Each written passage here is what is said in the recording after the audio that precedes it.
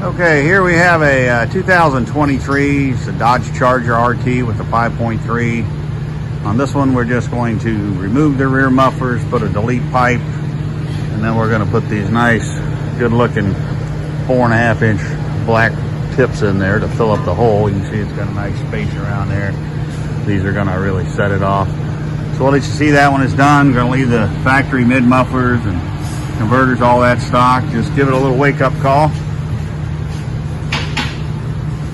Be right back. So you can see we have installed the tips on there and removed the rear mufflers. So really, like I said, sets it off back here, really fills up that factory gap here. So nice filler there with those bigger tips there.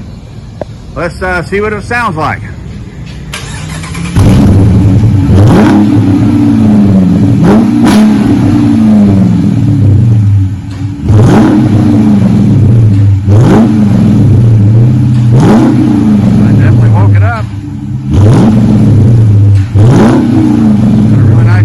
Now